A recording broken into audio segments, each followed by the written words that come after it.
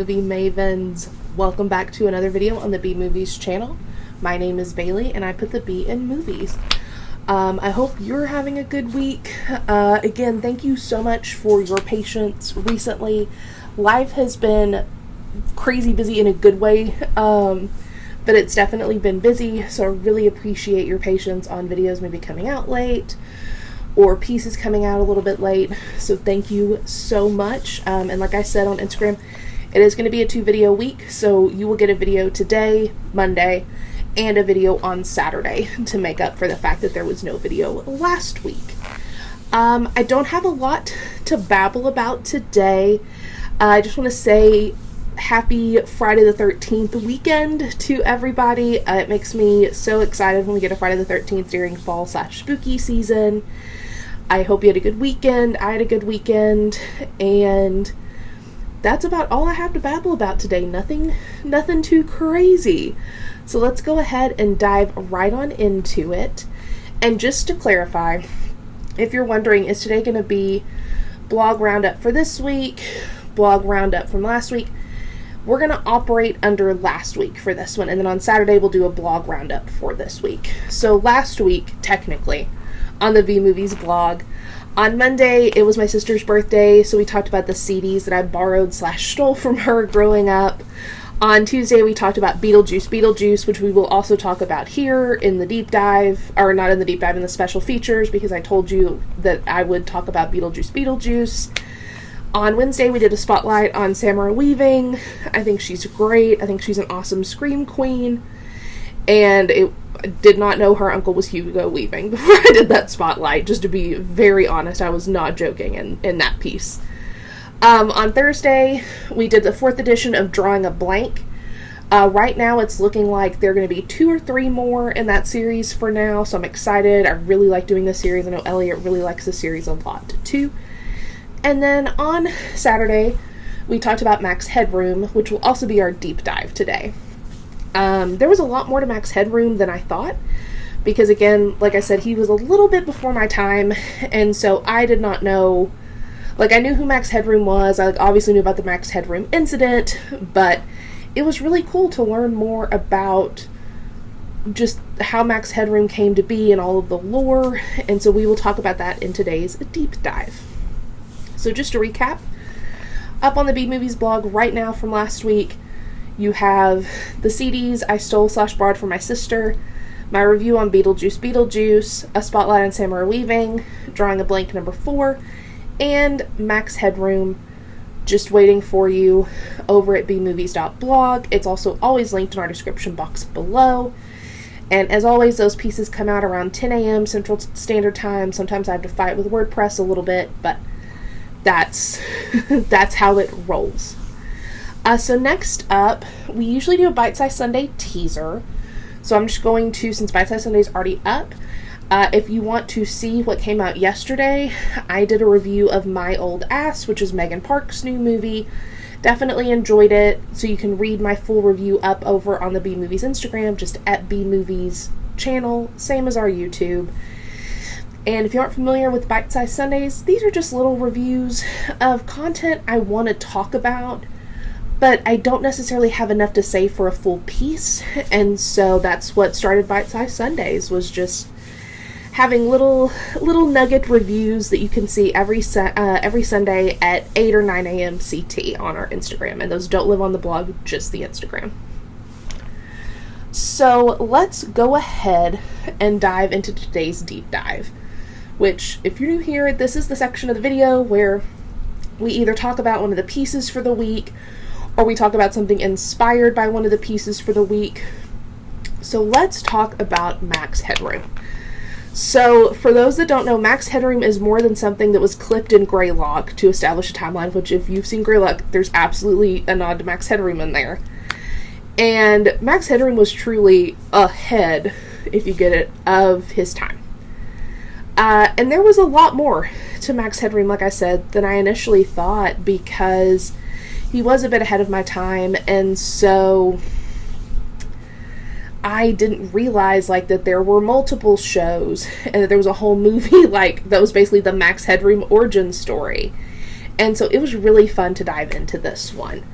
So let's go ahead and start with, this piece is divided into 3 parts. So we'll start with The Man, which Max Headroom was created by Annabelle Jankel, Rocky Morton, and George Stone. And he was originally meant to be like a satirical take on 1980s talk show hosts that are basically trying to be cool. Like, I'm sure that you can think of some talk show hosts in today's time that try to be cool, if you catch my drift. But Max Frewer, who is the actor who played Max Headroom, wanted him to have almost like a bit of naivete around him. So, like, he basically is just regurgitating all these things that he's learned on and about television and just absorbed. And so he still obviously has that razor sharp commentary, that biting wit about him, but that kind of, I feel like, is reflected when you watch Max Headroom stuff. It is like someone just absorbed everything they knew about television and pop culture and is just regurgitating it out in like a very sharp way. And so the first appearance of Max Headroom was, fittingly enough, in his origin film, which is called Max Headroom 20 Minutes into the Future. And so according to the film, Max Headroom is this sentient AI program based on a fictional reporter named Edison Carter, who is also played by Matt Frewer. And from there, the Max Headroom show was born. Initially, Max Headroom just started out as kind of a VJ-type character, but then he would eventually conduct interviews in front of live audiences as the show progressed. And honestly, in my opinion, Max Headroom is almost like a prototype for Space Ghost, right? Like, that wouldn't surprise me if Max Headroom didn't have some sort of influence on Space Ghost Coast to Coast. And so the show ran for 3 years on Channel 4, which is a UK thing, and or a British thing rather, which included in that 3-year run a Christmas special that was written by George R.R. Martin, like that George R.R. Martin. If you're like a different one, no, like that George R.R. Martin, which is nuts. And so after it came to an end, an additional 6 episodes were produced for US audiences by Cinemax and were rebranded as the original Max Headroom show. I also saw in my research that in some places it was called the original Max Talking Headroom show. So I don't know if those were interchangeable. I don't know if it was a branding thing, but I did see both, and like the video in the piece has the original Max Talking Headroom show. But regardless, 6 episodes were then created and released by Cinemax. And then a year after those 6 episodes, and what I hope was a prosperous acquisition for his creators, which I'm sure wasn't, but a girl can dream, ABC premiered a Max Headroom series just entitled Max Headroom that was kind of meant to serve as a direct sequel for the origin film Max Headroom 20 Minutes into the Future. And the series ran from 1987 to 1988, wherein Max Headroom tried to help Edison Carter take down corrupt political figures that commented and it satirized on current political events. So instead of like Max Headroom kind of being witty and commentating on pop culture, the show had a bit more, it was still satire, but it had a little bit more of a serious tone. So like Max Headroom was more involved with helping Edison Carter, who was the journalist that he was derived from. You get the picture, a little bit more of a serious tone. Over the years, Max Headroom has served as a spokesperson for New Coke, which, woof, has appeared in numerous shows, movies, commercials.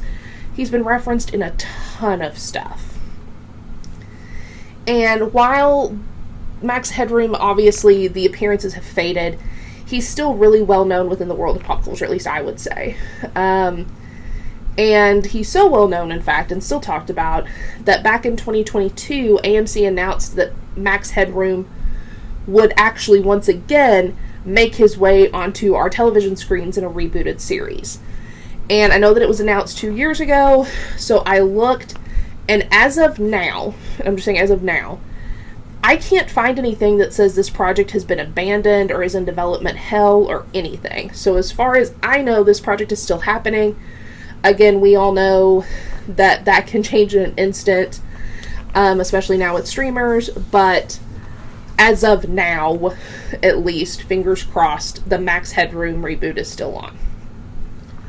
So now let's get into the myth behind Max Headroom, which the biggest myth was that Max Headroom was computer generated, when in fact he wasn't. The only thing computer generated is the background.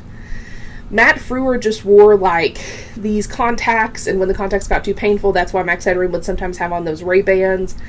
It was prosthetics and makeup to make him look like a CGI character. Max Headroom was not computer generated. And that was a big rumor, was that he was actually computer. He wasn't. And it was such a big rumor that the pilot of the Max Headroom show actually won a BAFTA for graphics in 1986, despite nothing being rendered outside of that background. Again, the background was in front of a green screen. That was it. Which is nuts. So here to break the myth that Max Headroom was a real person and a real actor. So finally, let's get to the prank. So Max Headroom was obviously influential in a variety of ways, including how he inadvertently inspired one of the most famous unsolved media mysteries of all time, which has been called and dubbed the Max Headroom incident.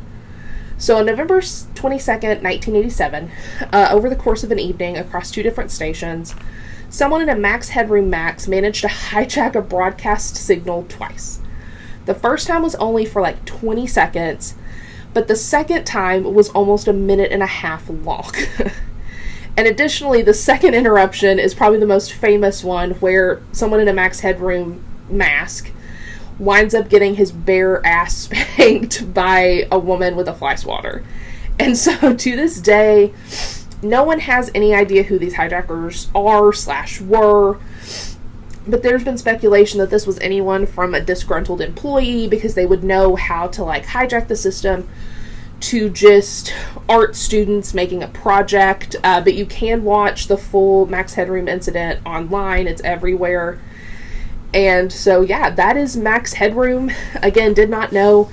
Just to kind of be really honest, I thought Max Headroom was on MTV, and I was very humbled when I started researching Max Headroom and found out that he wasn't. So that'll do us for our deep dive.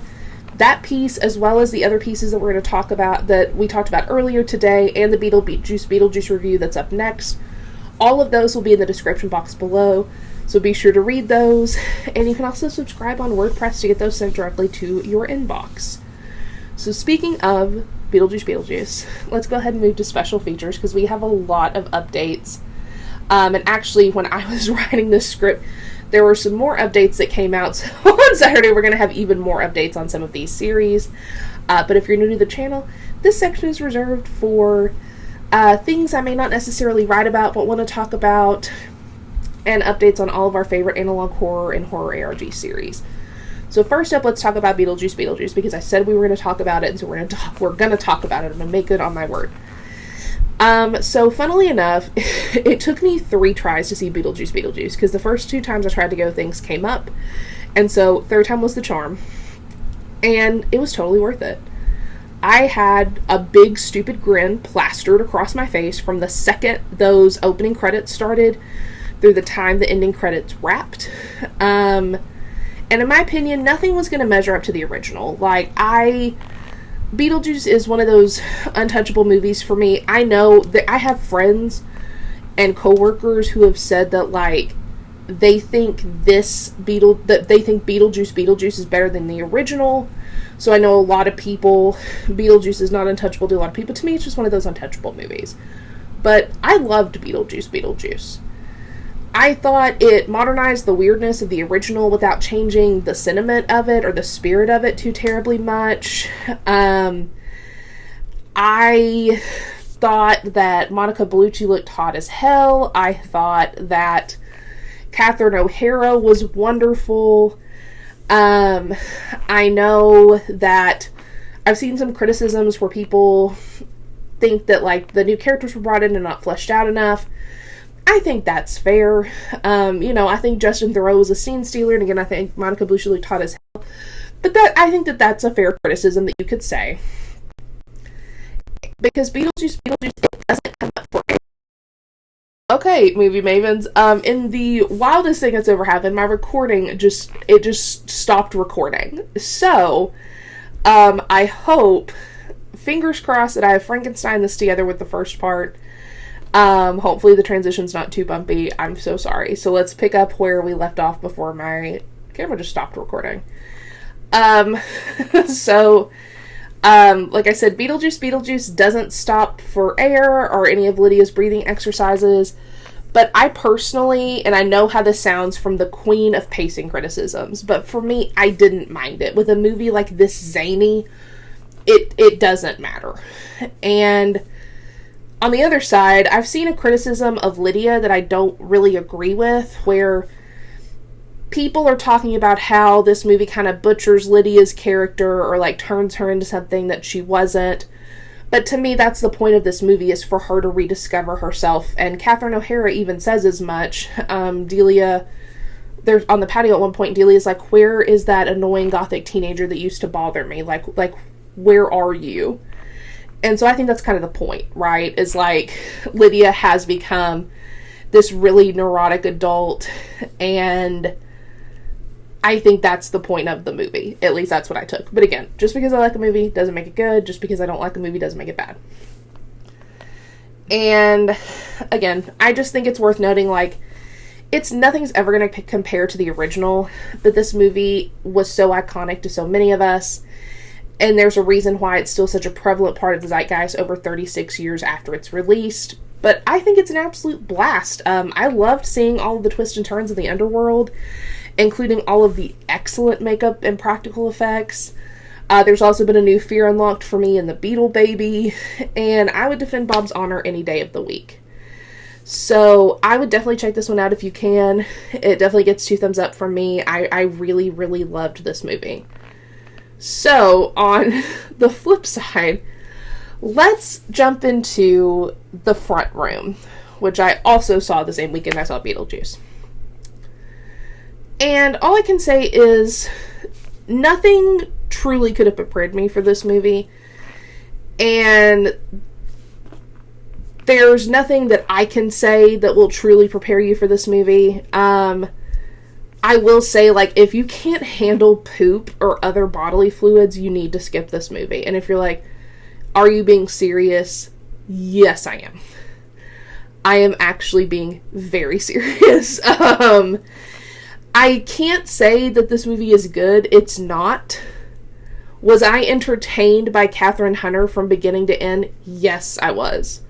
Would I watch this movie again? Absolutely freaking not. I can't recommend it, but if you're going to watch it, just know that it's truly wild, and it's not what you think it's going to be. Because I went in with a very specific idea in mind, and this movie was not that. So, just a heads up, it is probably, I don't want to say this, it's probably one of the it's not the strongest A24 movie, I'll put it like that. So yeah, just know going in, it is not what you think it's going to be. So just a heads up there. So next up, we have a Dog Nightmares teaser. So a 15-second untitled video has gone up on the Dog Nightmares channel, and it's like everything with Dog Nightmares is unsettling. It looks like Bailey might be home, ? But somehow I have a feeling that Bailey isn't that doggy in the window. There's also a comment on this video that I really want to point out, that references a previous video where Emily says that Bailey's afraid of the dark. So I think we can absolutely infer that this is not Bailey that is staring into the window in the darkness.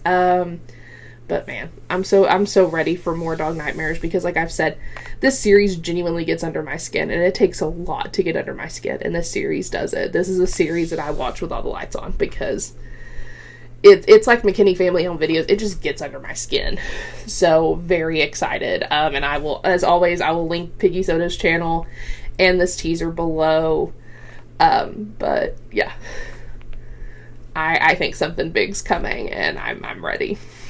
So speaking of updates, we have more with Not Your Normal Kids Show, and we are so back.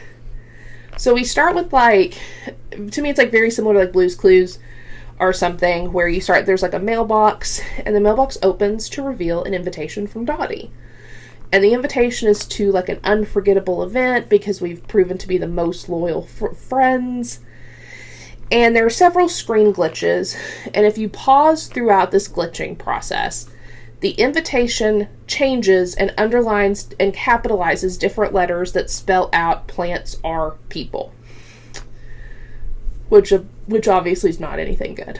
So then Dottie is, during the glitches, is slowly popping up on the screen.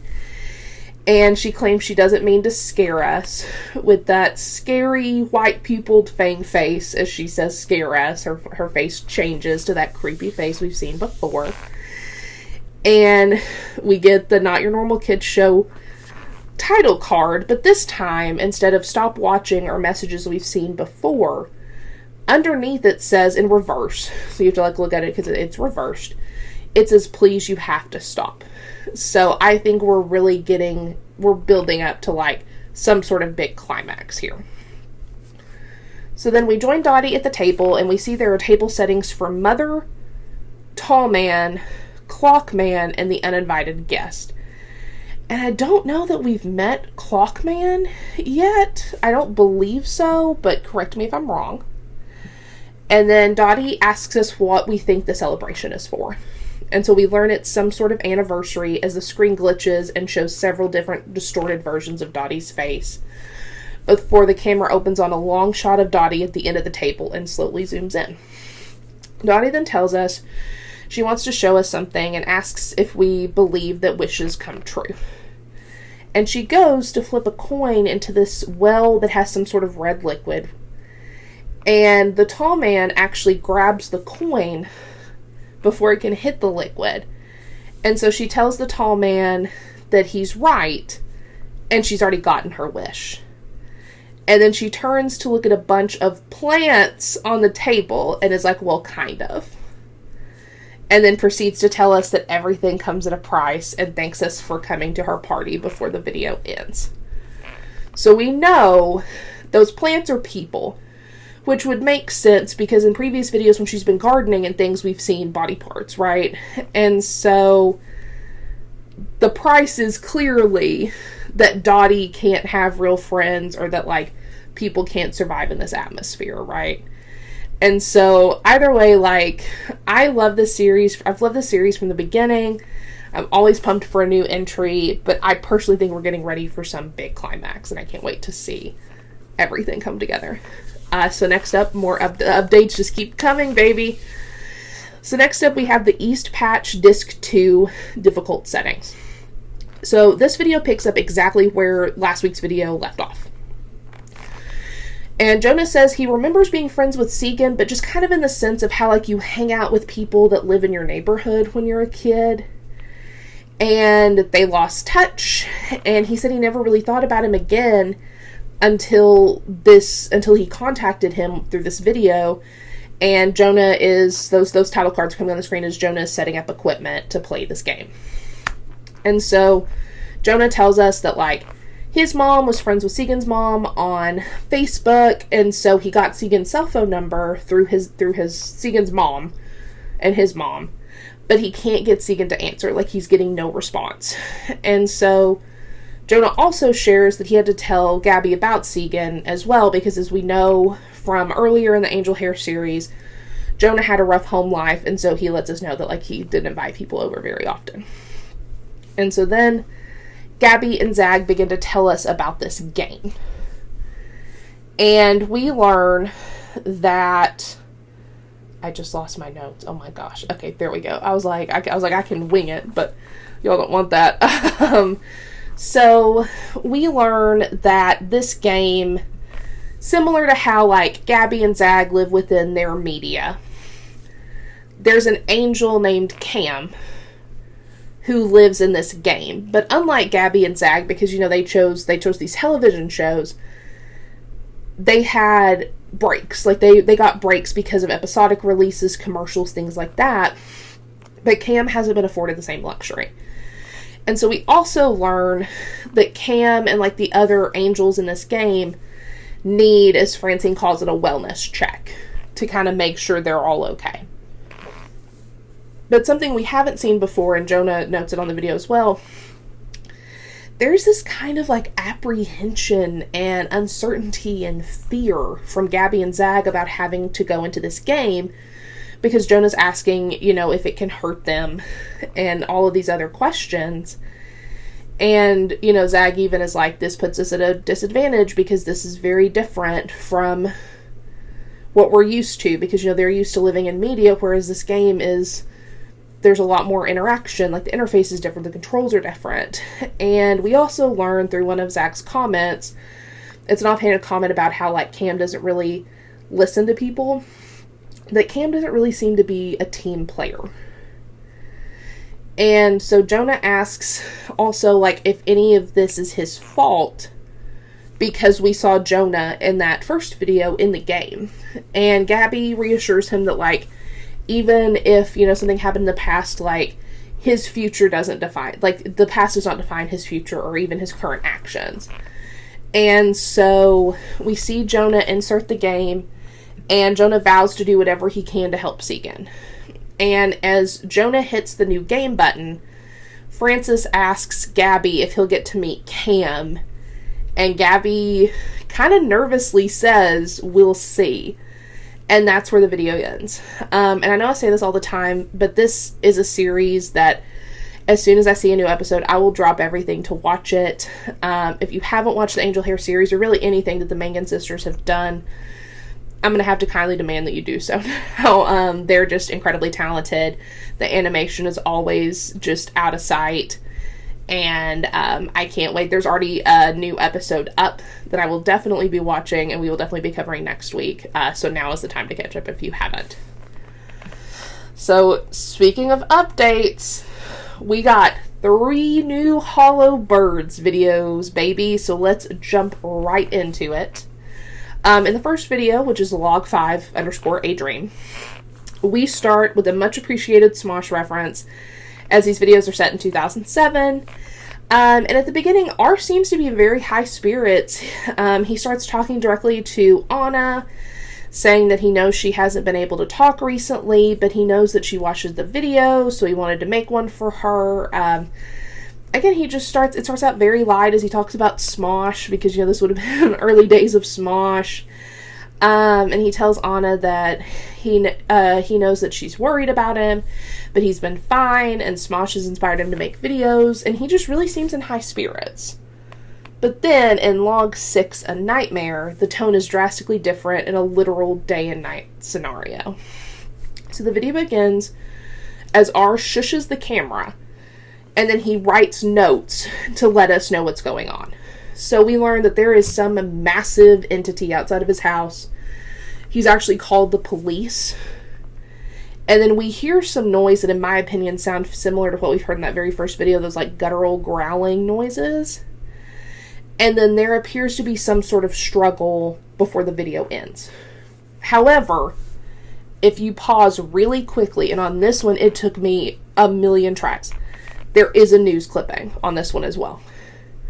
And this one is a bit harder to make out. Like, I'm going to be really honest with you. But from what I can tell, the headline is "On the Move," with the subhead being "Huge scaly monsters have started a long, slow... I think that these articles are all written by the same person, which is kind of making me wonder if, in fact, R and Anna's mom was the journalist instead of the people who created these. So maybe that's the connection. But who knows? That's just my I'm already changing my theory after a week. So who knows? And then next up in log 7_proof, we learn this video takes place 2 days after log 6. And R tells us that something is still outside, but it only comes at night, and he hasn't been sleeping at all. We also learned that the camera was damaged during that struggle at the end of the last video, but he's getting it fixed because he wants to prove that something is going on. So then we cut to R, who is clearly struggling, and he tells us this is stupid, and then he cuts the camera again. We then hear what appear to be the sounds of like R walking outside, like crunching leaves and sticks underfoot. And he tells us he set up some sort of motion-activated light so that he can prove that something is standing outside at night. So, like, basically, it'll activate these lights so he can record it. And then we learn that this thing allegedly, like, took his mom in some capacity and has haunted him for years. And he believes that by getting proof, it'll help him move on and change things. So we then hear like the same lullaby from the previous video, so we can conclude that R is watching the same video as before that we've heard throughout the series. And then later on around 1 a.m. we see R sleeping, but we see a creepy shadow moving overhead, proving that there is something out there. And we also hear those same noises again, those low guttural noises that we've heard before. And so the video ends with R waking up around 6 o'clock in the morning. And so in another update, Alex has actually posted on his community tab that Log 8 is coming soon, and Log 8 will mark the end of Act 1 for the series, and I can't wait. Alex, if you ever see this, you are so remarkably talented. I can't wait to see how the first act ends, and like you have me hooked. I'm hooked. So next up, and the last thing that we have up today in special features, is Kane Pixels Backrooms Found Footage 3.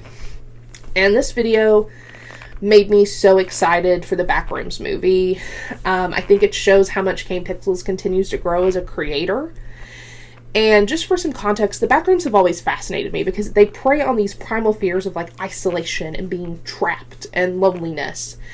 And I feel like this one really encapsulates those feelings.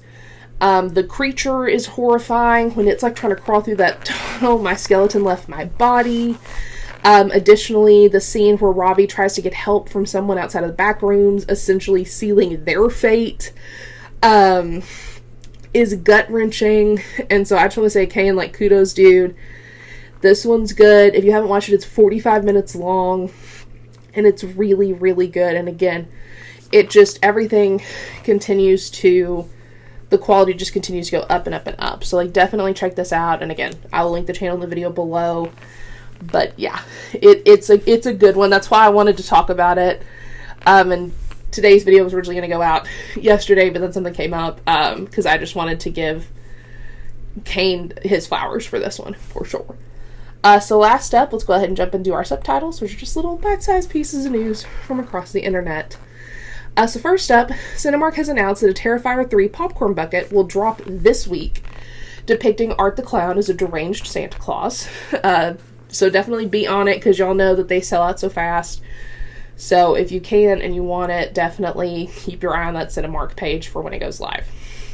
Next up, Disney Plus has announced a young adult version of The Phantom of the Opera has been greenlit. Don't know how I feel about this for several reasons, but we'll see what happens. Blumhouse has dropped a trailer for their new film, House of Spoils, which will be out on Amazon Prime on October 3rd. Don't really know how to feel based on the trailer, so we will definitely see how it all shakes out. The official trailer for Your Monster has dropped. I'm really, really pumped for this one because I think it's a really interesting premise, so I'm really excited to see where this one goes.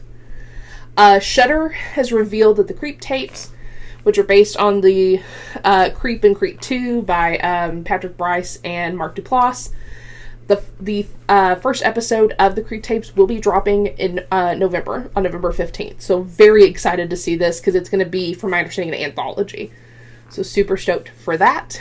The first trailer for Salem's Lot has dropped, and judging by the trailer, I'm kind of bummed this didn't get a theatrical release, and that opinion may change when I actually watch it. But judging by the trailer, I'm very confused why there was not a theatrical release for this one, but we'll see. Next up, a new Tim Robinson series is on the way from Max called The Chair Company. Huge fan of I Think You Should Leave, so I'm really excited to see where this goes. The Boulet Brothers have announced the first single from their Halloween album called All Hallows Eve. I am currently obsessed with it. It's very 60s, 70s, kitschy. Super obsessed with it. Definitely listen to it if you haven't. And speaking of the Boulet Brothers, the full cast for Season 6 has dropped, both on Instagram and their YouTube channel. There's a Meet the Monsters promo with Majesty from Season 2 set to return for the 6th season. The crew from The House is October Built, which we all know, love the first one, hate the second one, are working on a proof of concept horror short entitled Wilhelm, which, get it, that stars Spencer Charnas, and it's either Spencer Charnas or Spencer Charnas. Apologies, we know that I forget how to say things the minute I get on camera. From Ice Nine Kills, so very excited to see that, because again, love the first House is October Built. Hulu has announced that American Horror Stories will be returning for Halloween this year with 5 new episodes, so I hope everyone is ready to be disappointed, because I always am. And then finally, the first teaser for Dexter Original Sin has dropped, with a release date set for December 13th. So, with the weirdest song choice ever.